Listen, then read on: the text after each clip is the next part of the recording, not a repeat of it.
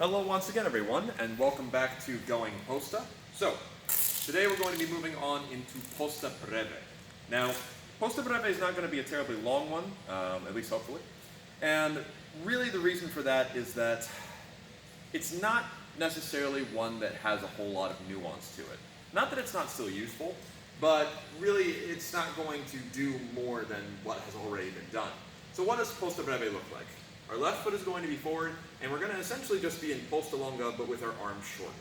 So the way I like to hold this is my elbows are on either side of my rib cage, and the sword is just at a slight 45, maybe 30 in front of me. Otherwise, it's exactly the same as if I were holding posta longa, just shortened, hence its name, short point.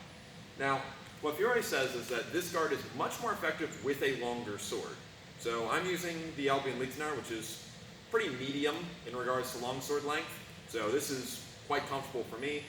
Jake is using the Armsnar Fechterspiel, which is a little bit longer, which is not a bad thing at all. And so this can be quite an intimidating thing to try and get past. So certainly if you find yourself being one of those that uses like a Regnier standard or whatever, you might want to experiment with this guard. Though, counterpoint of that is that while it is point forward, it doesn't have a ton of mobility. You should be moving in it. Fiore says that you should not wait here. The tip should always be moving and it's seeking to get its point in. So let's see what that looks like. So the idea would be if I'm coming to Posta Breve, so first off, a couple things can happen to get here, right? And in general, when we do things, for example, like, a more narrow parry, you're basically moving into Posta Breve as opposed to Posta Longa. But if I'm using the guard by itself, what I'm going to do is I'm not going to be still. I'm going to be seeking out with the point, extending into Posta Longa, and then returning. The idea being that I'm trying to get him to commit at one of these points, get him to go for that sword, so then I can pass in with my thrust. And that can look like a bunch of different things. In general, on that side, on this side, high, low, whatever, right? And this is also one of the reasons that this is a pretty good guard for armor. And Fiore says it's even more effective in armor than out. Because if you think about it, if my arms were covered in steel, and my head and everything else, that means that he can't just cut at me, right? I don't have to worry about any of that and can just stick my point into his face or wherever else I seek to go with it. And so I recommend that something you should really do if you're practicing this guard, do it with a breastplate on. That's what I had you guys do. And that honestly allows you to practice target seeking a lot better, as well as get used to not overcommitting your weight forward. That's something that this guard will somewhat suffer from, is that when you first do it, it's very easy to accidentally go too far and now really bad times, right? Versus, if I'm keeping myself a little bit more reserved, even if I go for that target, I'm not all the way close to him and I have a chance to fight. So, like I said, really good guard for that. Now let's talk a little bit about why it's possibly risky to wait in, and also what Jake was just doing there, which is the breaking at the point.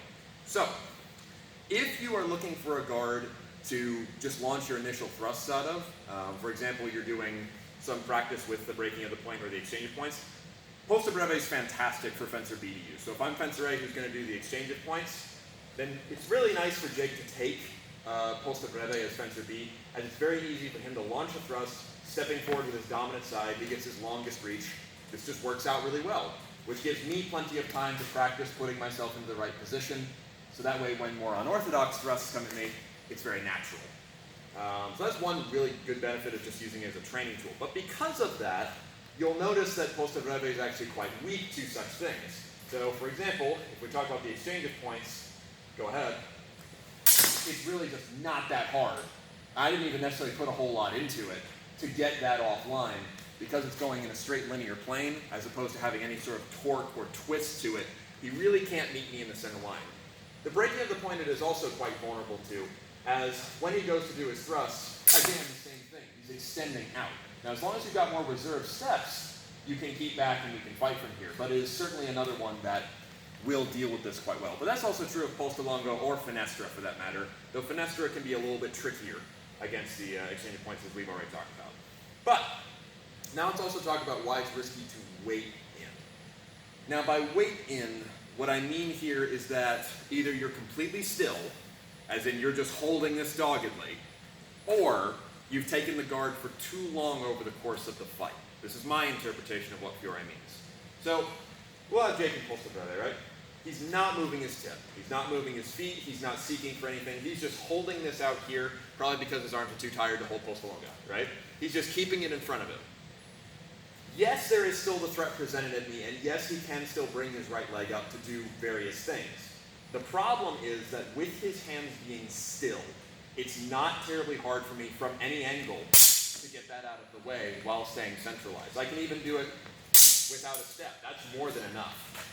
If the tip is moving, though, and he's always live with it, regardless of what I try to do, he can use that momentum against me. Another reason is that if the tip is still, it gives me a lot more time to kind of let's say calculate. Calculate and kind of move my body off of him because he's a static object. This is particularly true if you're fighting people who are used to one-time actions, such as the Meisterhau. So, for example, he's just trying to keep that point away from me. As a person who's done German, this is like Schielhau heaven, right? All I'm going to do is move against it. And he will not be able to reinforce out in time to stop me. So that's one reason it's quite dangerous, and apply this to who you're fighting.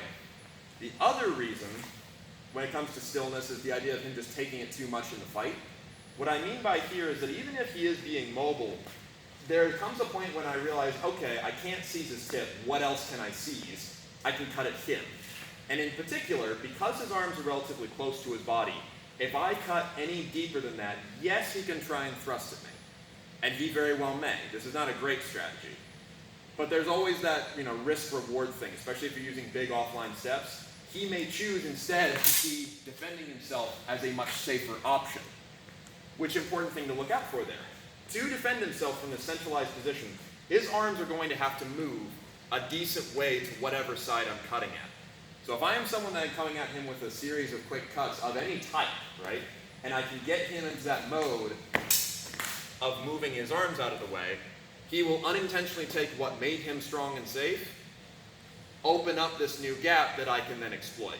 Especially if I can do, a couple feinting combos, I can get him bouncing around. It's the same reason that you don't want to stand, purely centralized. But, all in all though, even though we just spent a good bit of time talking about why Posta Breve has some weaknesses, it also has a lot of strengths, right? You're going to move through it a lot, and it's really just, I like to think of it as part of Posta Longa. It's something that's going to come up more and more, especially as you start going into harness, where you don't want to extend your arms out too soon. You're going to find that from these positions, you move into Posta Breve, where it keeps you secure a lot more. And also as well, when you start talking about the close range game and things like that, sometimes you'll end up covering more in Posta Breve as opposed to out in Posta Longa. And it's important to be comfortable with fighting from here and making sure that these guys know where to go so that you can still maintain the same amount of strength that you would if you were out here. But otherwise, besides that, not a ton of really new actions to add to the playbook. So, thank you, Jake. And that's Posta Breve, the short point. So next time, as this was a very short video, we'll probably go ahead and tackle Dente den Shingaro. But otherwise, thank you very much for watching, and we'll go over some other techniques another time.